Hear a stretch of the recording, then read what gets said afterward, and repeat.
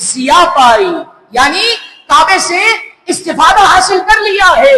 کعبے کے اندر رہ کر ہم نے آب زمزم کے جام پیتے رہے ہیں، کعبے کا طواف کرتے رہے ہیں، وہاں پر صفا مروہ کے چکر لگاتے رہے ہیں، مینا میں قیام کیا ہے، عرفات میں قیام کیا ہے، مزدلفہ میں قیام کیا ہے، جمرات کو کنکریاں ماری ہے، مشقتیں برداشت کی ہے، تکالیف برداشت کی ہے. اللہ اکبر کبیرہ. رب کے قرآن کی وہ آیت یاد آ جاتی ہے. اللہ قرآن میں فرماتا ہے نا، ان مع العسر یسرا، ہر تنگی کے بعد آسانی ہوتی ہے. اب حجاج کرام نے یہ تنگیاں، یہ تکالیف، یہ مشکلات، یہ برداشت کرنے کے بعد اب ایک وقت آتا ہے جس کو مولانا حسن رضا خان صاحب کس انداز میں لکھتے ہیں. اللہ اکبر کبیرہ. مولانا حسن رضا خان صاحب لکھتے ہیں کہ حسن حج کر لیا، کعبے سے ضیا پائی، چلو دیکھیں وہ بستی جس کا رستہ دل کے اندر ہے. چلے دیکھیں وہ بستی جس کا رستہ دل کے اندر ہے.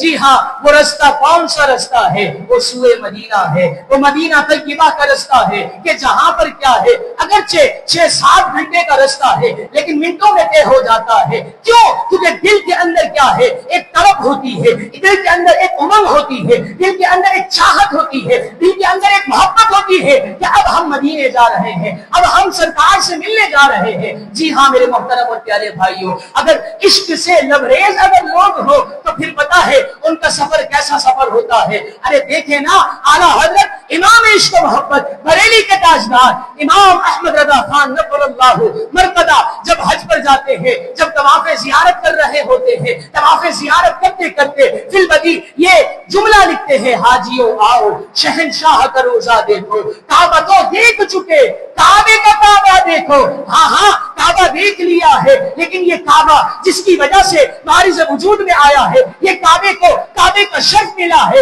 ارے جس کی وجہ سے ملا ہے.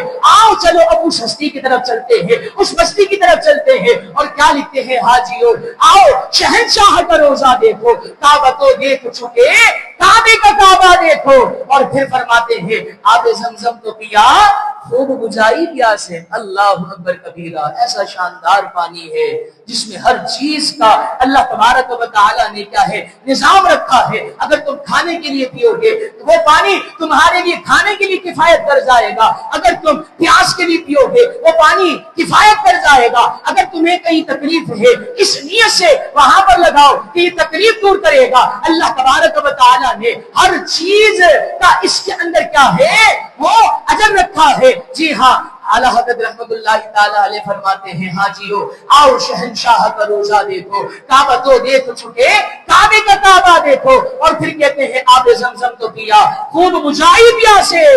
آؤ ساقی کوثر کا بھی دریا دیکھو، ہے آؤ ساقی کوثر کا بھی دریا دیکھو. ارے یہاں تو تم نے آب زمزم پیا ہے، اب ہم جس ہستی کی بارگاہ میں جانے والے ہیں، ارے اس کے لیے اعلیٰ حضرت ایک جگہ پر لکھتے ہیں، زمین و زبا تمہارے لیے، مکین و مکا تمہارے لیے، چنین و چنا تمہارے لیے، ارے بنے دو جہاں تمہارے لیے، ہم آئے یہاں تمہارے لیے. اشارت کل، امامت کل، ولایت کل، حکومت کل خدا کے یہاں تمہارے لیے. اللہ اکبر کبیرہ. اور پھر کہتے ہیں آؤ ساقی کوثر کا بھی دریا دیکھو. اور پھر خود ہی کہتے ہیں غور سے سن تو رضا ہے، رضا ذرا غور سے سن، غور سے سن تو رضا، کعبے سے آتی ہے صدا، آؤ میری آنکھوں سے میرے پیارے کا روزہ دیکھو. اب یہ قافلہ حجاج کرام کا سوئے مدینہ روا دوا ہوتا ہے. اور پھر اگر عشق والے لوگ ہوں تو پھر جب وہ مدینے جاتے ہیں، اللہ اکبر کبیرہ. آپ دیکھیں نا عبد الرحمن جامی رحمت اللہ تعالی علیہ کو، وہ عشق سے لبریز ہستی ہے کہ جو اتنے نبی پاک سے محبت کے اندر کیا ہے غوطہ-زن ہوتے ہیں. اللہ اکبر کبیرہ. کہ ان کے بارے میں لکھا جاتا ہے کہ وہ ان کے ساتھیوں نے ان کو اونٹ کے کجاوے کے ساتھ باندھ دیا تھا. کیوں باندھا تھا؟ اس وجہ سے باندھا تھا کہیں ایسا نہ ہو کہ عبد الرحمن جامی محبت کے اندر اتنا غلط کر جائے کہ کہیں حد پار نہ کر جائے. عبد الرحمن جامی کو کجاوے کے ساتھ باندھ دیا گیا تاکہ کیا ہے ان کی محبت اپنی جگہ پر رہے. جی ہاں میرے محترم اور پیارے بھائیوں، اگر دیکھنا ہے عاشقوں کا مدینہ، عاشقوں کے سینوں کے اندر مدینے کی کیا محبت ہوتی ہے، تو اعلیٰ حضرت امام عشق و محبت رحمت اللہ تعالی علیہ کا آپ سفر دیکھیں. جب دوسری مرتبہ مدینہ طیبہ جاتے ہیں اور جا کر وہاں کلام لکھتے ہیں، وہ سوئے لال ازار پھرتے ہیں، تیرے دن اے بہار پھرتے ہیں۔ جی ہاں، فرماتے ہیں کہ اے رضا تیرے دن کے اندر تو 4 چاند لگ گئے ہیں، چودھویں کے چاند کی روشنی آ گئی ہے، وہ سوئے لال ازار پھرتے ہیں، تیرے دن اے بہار پھرتے ہیں۔ اور پھر فرماتے ہیں اس گلی کا گدا ہوں میں جس میں، اللہ اکبر کبیرہ، اس گلی کا گدا ہوں میں جس میں مانگتے تاجدار پھرتے ہیں۔ ارے وہاں پر غریب نہیں بلکہ بڑے بڑے لوگ کیا ہے لنگروں کی لائن میں لگے ہوئے ہوتے ہیں۔ کیا وہ خرید نہیں سکتے؟ کیا وہ کھا نہیں سکتے؟ ارے وہ کھا بھی سکتے ہیں، کھلا بھی سکتے ہیں، لیکن وہ ہستی ایسی ہستی ہے، وہ بستی ایسی بستی ہے کہ وہاں پر ہر ایک کو سب کچھ کرنے کا دل کرتا ہے۔ اور اسی وجہ سے اعلیٰ حضرت نے لکھا نا، وہ سوئے لال ازار پھرتے ہیں، تیرے دن اے بہار پھرتے ہیں، اس گلی کا گدا ہوں میں جس میں مانگتے تاجدار پھرتے ہیں۔ اور پھر جب انتہا ہو جاتی ہے، دل کے اندر ایک شوق ہوتا ہے، دیدار کی طرف ہوتی ہے، دیدار کی چاہت ہوتی ہے کہ سرکار کا دیدار ہو جائے، سرکار کا مدحا والا چہرہ کیا ہے میری گناہگار نگاہوں کے اندر آ جائے، اللہ اکبر کبیرہ۔ تو پھر اب جب انتہا ہو جاتی ہے تو لکھتے ہیں کوئی کیوں پوچھے رضا اپنے آپ کو تو بہت بڑا سمجھتا ہے، یہ ان کی عاجزی ہے، میں سمجھانے کے لیے عرض کر رہا ہوں، ورنہ ہم تو ان کے قدموں کی خاک کے برابر بھی نہیں ہے۔ اللہ نے ان کو اتنا مقام دیا ہے، ان کو اتنا مرتبہ دیا ہے، ان کو اتنا علم دیا ہے کہ جس سمت آ گئے ہو سکے دکھا دیے ہیں۔ ارے ان کا مقام تو یہ ہے، ان کا مرتبہ تو یہ ہے کہ جہاں پر آئے اسی میں کیا ہے بے پناہ گفتگو کرتے ہیں، ایسی گفتگو کرتے ہیں کہ رشک آتا ہے۔ اور پھر وہی لکھتے ہیں عاجزی کرتے ہوئے، انکساری کرتے ہوئے، کوئی کیوں پوچھے تیری بات رضا تجھ سے کتے ہزار پھرتے ہیں۔ اپنے آپ کو کہتے ہیں کہ میں سگے مدینہ ہوں، مدینے کا کتا ہوں، تجھ سے کتے ہزار پھرتے ہیں، اللہ اکبر کبیرہ۔ ابھی یہ جملہ لکھتے ہیں اور جیسے ہی یہ ختم ہوتا ہے نبی پاک صلی اللہ تعالی علیہ وسلم جاگتی آنکھوں سے احمد رضا کو دیدار کروا دیتے ہیں، اور گویا کسی عاشق نے یہ کہا ہے کہ احمد رضا اگر تیرے علاوہ کوئی اور ہوتا تو پھر اس کو دیدار کروایا جاتا، لیکن خواب میں دیدار کروایا جاتا۔ احمد رضا تو آیا ہے، تجھے جاگتی آنکھوں سے سرکار دیدار کروا رہے ہیں، کوئی کیوں پوچھے تیری بات رضا تجھ سے کتنے ہزار پھرتے ہیں۔ اعلیٰ حضرت امام عشق و محبت کا یہ سفر تھا۔ ایک کاش ہمیں بھی ایسا عشق سے لبریز سفر عطا ہو جائے۔ وہ ہے نا اقبال عظیم شاعر ہے، میں لب کشا نہیں ہوں اور محو التجا ہوں۔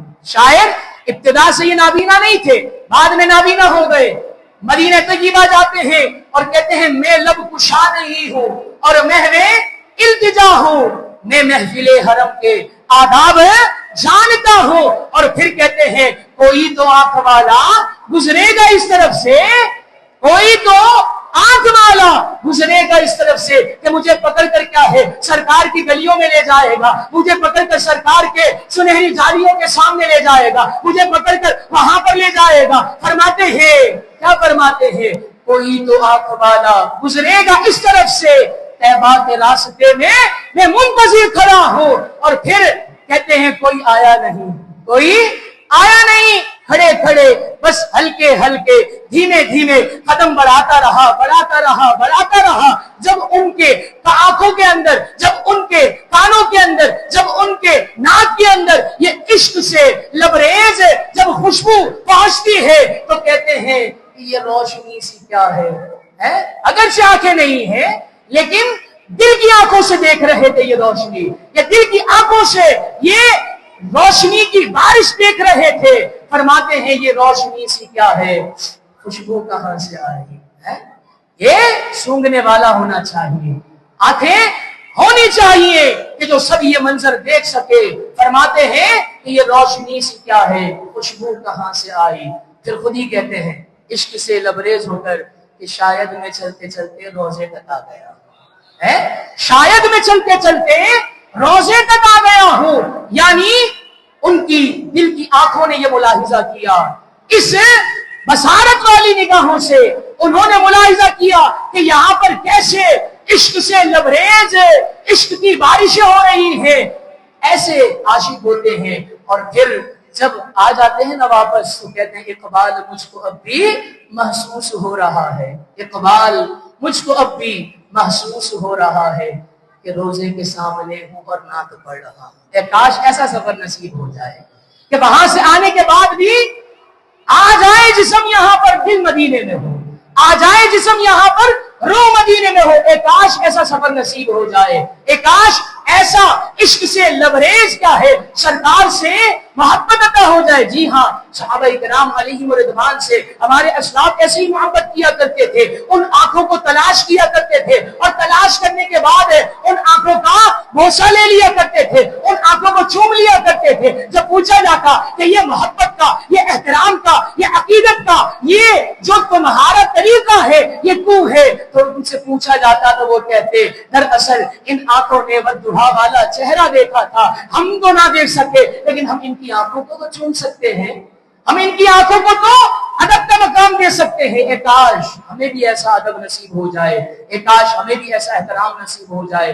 اللہ کریم سے دعا ہے اللہ تبارک و تعالی ہمیں اگر میسر ہو، آسانی ہو، اسی سال حج مبرور کی توفیق عطا فرمائے، ورنہ کم از کم زندگی میں یہ ہر عاشق کی تمنا ہوتی ہے، ہر عاشق مصطفیٰ کی تمنا ہوتی ہے کہ زندگی میں خدا ہر مسلمان کو وہ مدینہ دکھا دے، تو کیا بات ہے۔ اللہ کریم سے دعا ہے اللہ تبارک و تعالی ہم سب کو عمل کی توفیق عطا فرمائے، اور اللہ تبارک و تعالی حج کا جیسے آج ہم نے طریقہ سماعت کیا، اللہ کرے ایسا دن بھی آئے کہ ہم یہ سارا طریقہ عملی طور پر کر رہے ہوں۔ اللہ تبارک و تعالی ہم سب کو عمل کی توفیق عطا فرمائے، آمین بجاہ نبی الامین صلی اللہ تعالی علیہ وسلم۔ ایک اعلان ہے، میں چھوٹا سا تو نہیں کہوں گا لیکن بہت بڑا اعلان ہے، اللہ کرے ہم اس پر عمل کرنے والے بن جائیں۔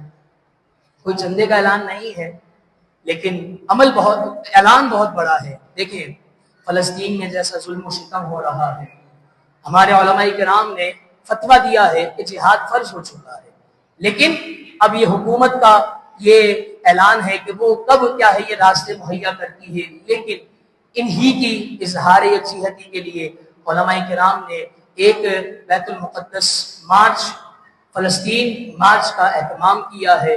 میرے محترم اور پیارے بھائیوں، کم از کم ہم اگر جہاد کے لیے نہیں جا سکتے، کم از کم اپنا تھوڑا وقت تو دے سکتے ہیں۔ 4 مئی بروز اتوار، اسی اتوار کو انشاءاللہ ظہر کی نماز کے بعد نمائش چورنگی تھا تبت سینٹر، انشاءاللہ علماء کرام کا جلم غفیر وہاں پر ایک استقبال کے طور پر ہوگا، جس میں مفتی منیب الرحمان صاحب قیادت کر رہے ہوں گے، مظفر شاہ صاحب ہوں گے، دیگر اکابرین علماء کرام بھی اس ریلی کی قیادت کر رہے ہوں گے۔ تو میرے محترم اور پیارے بھائیوں، درد مندانہ التجا ہے کہ ہمارے وہاں پر فلسطین مسلمان بھائی کٹ رہے ہیں، مر رہے ہیں، وہاں پر خون کی ہولی کھیلی جا رہی ہے، وہاں پر ان کے ساتھ نہ جانے کیسے کیسے دردناک انجام کیے جا رہے ہیں، شاید اس پر الفاظ بھی ختم ہو گئے ہیں۔